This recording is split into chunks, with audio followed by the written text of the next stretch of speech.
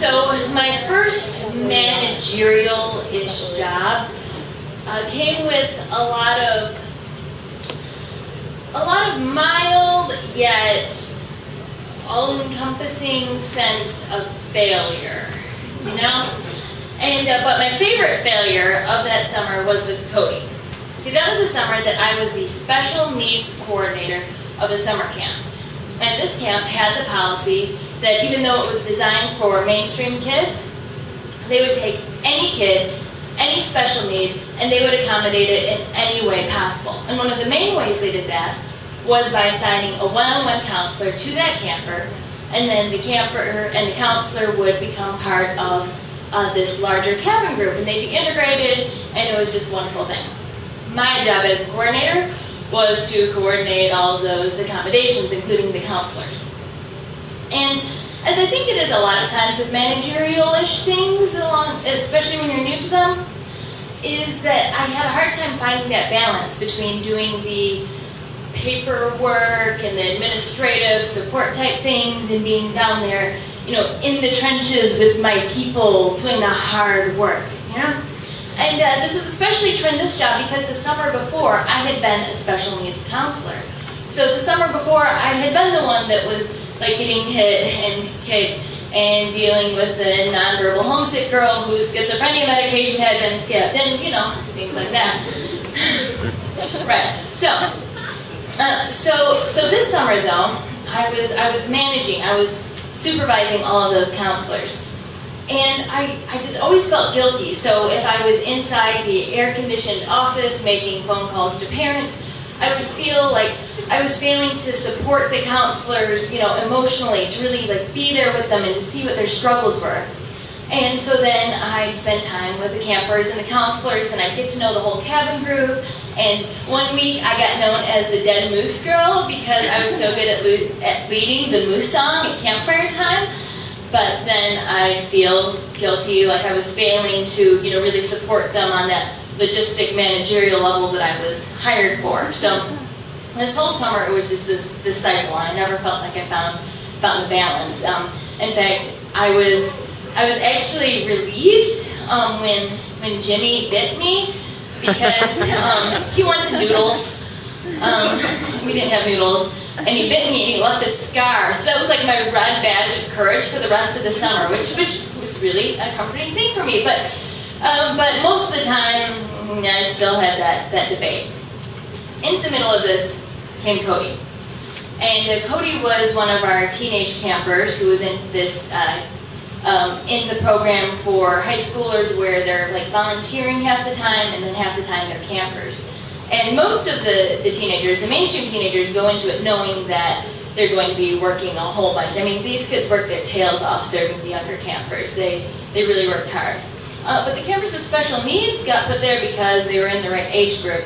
And it could be extra hard to bond because most of the kids are bonding through all this laborious experience, you know, this really hard work and serving and unity. And most of our campers didn't really want to work. You know, they didn't sign up for it, didn't really care about it.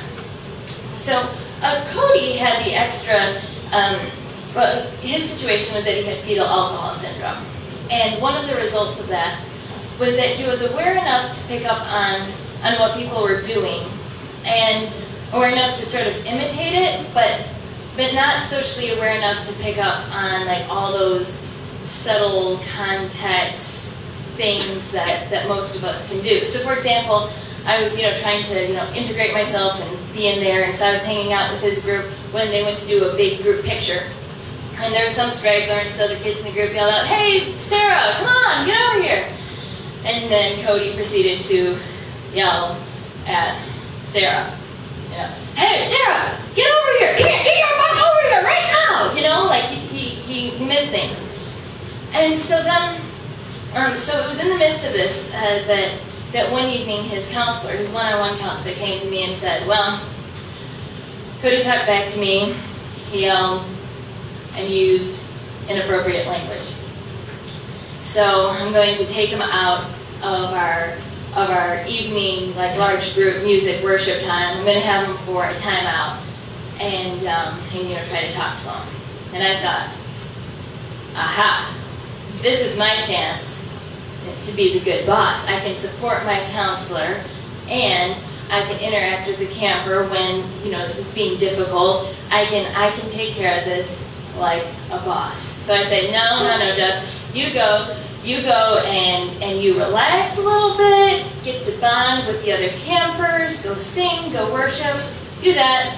I'll sit with Cody out of this timeout thing.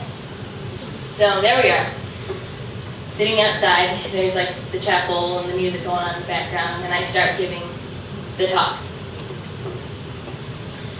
Cody, do you know why you're out here? No. Cody, you're here because you yelled at Jeff, and that is not a nice thing to do. That hurts his feelings. What was that? Cody, look at me. Look at me. Focus here. You can't yell at people. You can't say mean things to people. It's not allowed. Whoa! Cody, focus. Focus here, bud.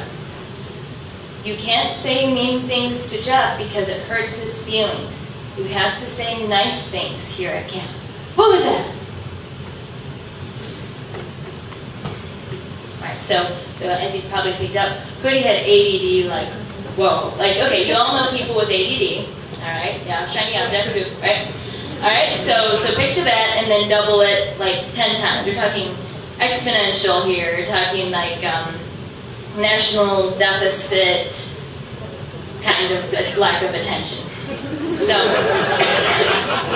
keep going.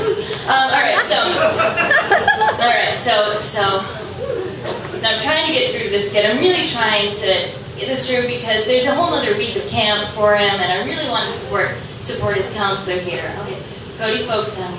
Whoa, what was that? What was what, Cody? Oh, over there, in the trees. Leaves? What? So I'm looking. Oh, right there. The light. Oh, the little lights? Yeah.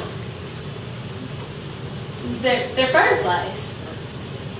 They're bugs that light up. Yellowing. So then I had a decision to make. Option one was to be the good boss, to follow through on this plan. It was discipline. It was the appropriate consequences for inappropriate action. And option two was to go on this whole firefly theme. And I really wanted to be a good boss. But I really like fireflies too. Because like fireflies are the most like whimsical thing that's still really tangible. You know, because like clouds that are like the beautiful fluffy clouds. But, you know, they look huggably soft like in the Downy commercials, but actually they're just fog. They're just far away fog, which is, you know, not as interesting. And rainbows, I don't care what Kermit says, rainbows are visions and only illusions. For those who don't know, it results from slightly varied indices of refraction for different frequencies of light. You can't touch a rainbow, you can't find the end of it, nothing. Stars are pretty, they're real, but they're really far away, and so even if you could touch them, you know, it would hurt. But fireflies are real. Fireflies, I mean, if you think about it, if you're from the Midwest, you're used to them, but let's say we didn't have fireflies here. Let's say they were somewhere else. They would be the kind of thing that you would go to, you know, like you go to Amazon to see like the brightly colored birds and these bugs that light up, the Amazonian firefly. They're really exotic if you think about it. You know, considering like we have like squirrels and cows in the Midwest, fireflies are pretty impressive. So I'm sitting there with Cody. I look at Cody. Look at the woods. Look at the chapel. Cody, woods, chapel. Cody, woods, chapel. All right, come on, Cody. So we go down the path. And so there I am. I'm trying to catch fireflies, which isn't as hard as like swatting real flies, but you still look pretty ridiculous. I'm doing that, you know, trying things. And then of course Cody is, you know, yelling at people, yelling at passersby. Hey, come here! Get over here! There's bugs! They light up! And then, you know, then the adults are like, yeah, okay. And then they see the adult person going,